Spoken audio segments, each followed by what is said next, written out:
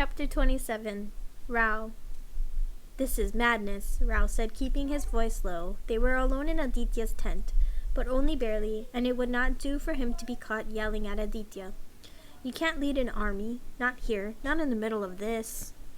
"I was meant to rule an empire once," Aditya replied. "This will surely be much simpler."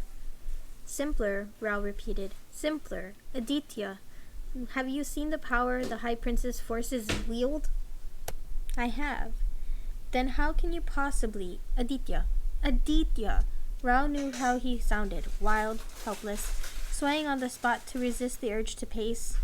Aditya's own stillness made him feel restless, angrier than he had any right to be. "The magic they have, their defenses, their willingness to die. I've never seen the like of it.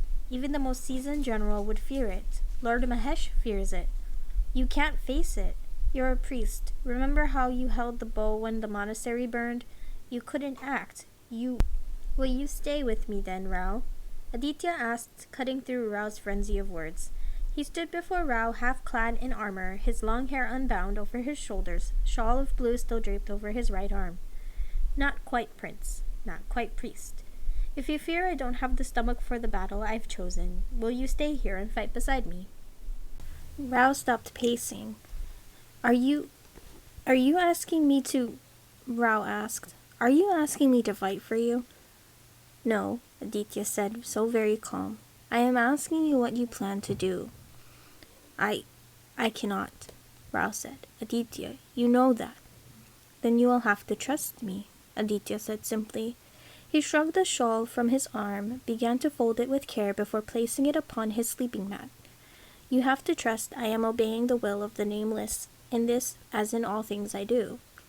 A memory skittered through Rao's mind. Prem's skin whirled with rot. The shawl knotted at his throat. Rao swallowed and swallowed again. "Muscles long unused atrophy," said Rao finally. "And Aditya, it's been a long, long time since you've held a sword with any intent to use it, or led men to war. Aditya, what are you doing?" "Putting on my training garb," Aditya said, drawing on a tunic. "If you want to see that my proficiency with the sword is still intact, I don't want to spar." "Don't you?"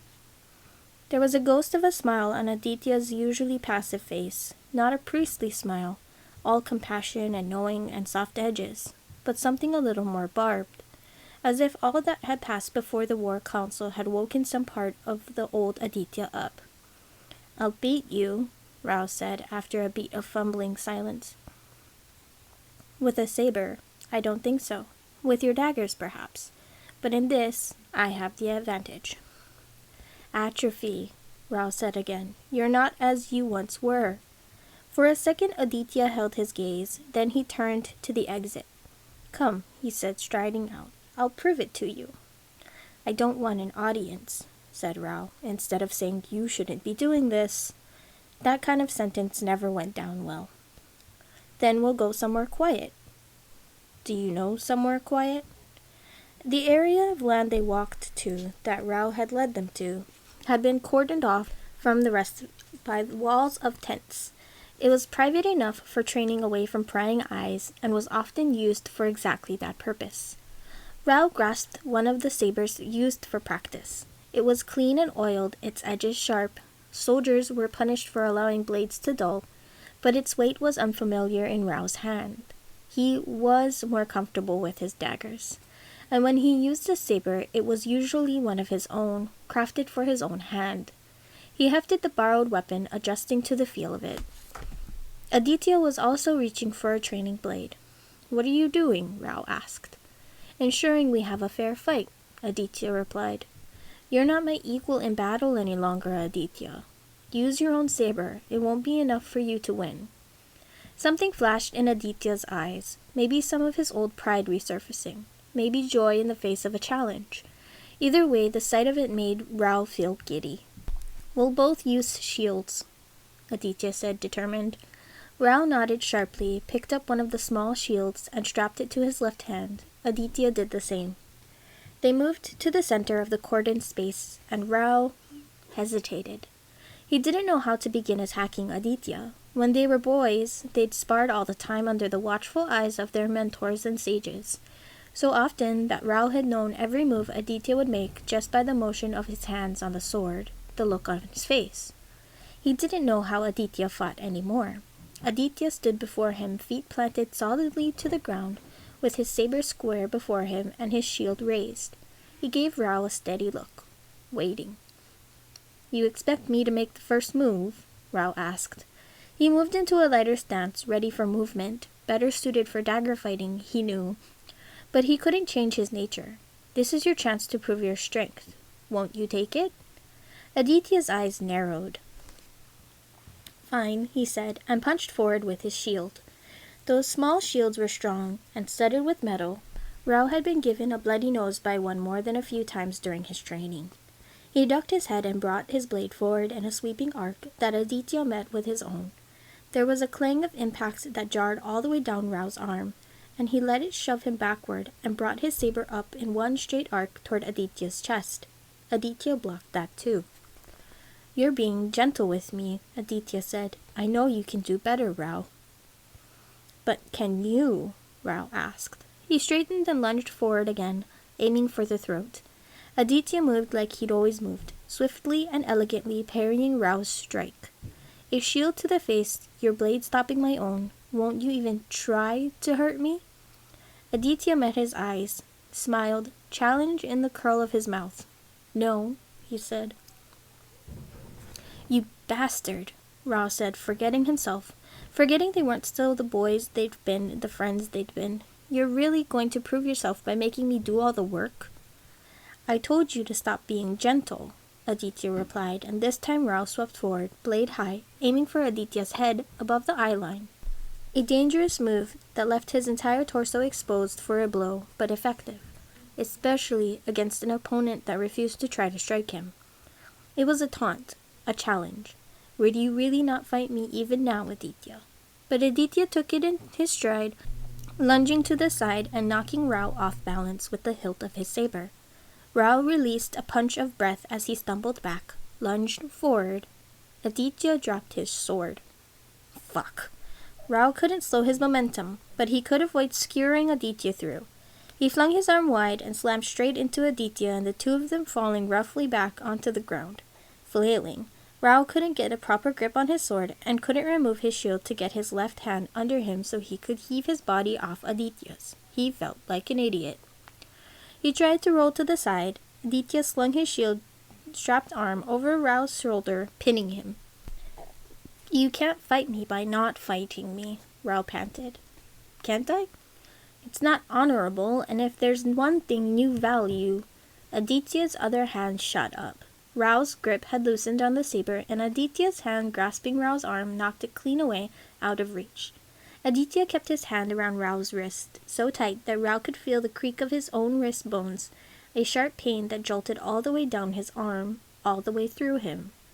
Rao tried to jerk away, and Aditya wrenched him back down against him. "My honor," Aditya said through harsh breaths, eyes bright, "is the honor of a priest, not defined by my old teachers or by the rules of righteous war. My honor will hold me here, in Saketa, as long as the voice of the Nameless guides me. As long as my heart bids me to stay, I will stay and I will fight."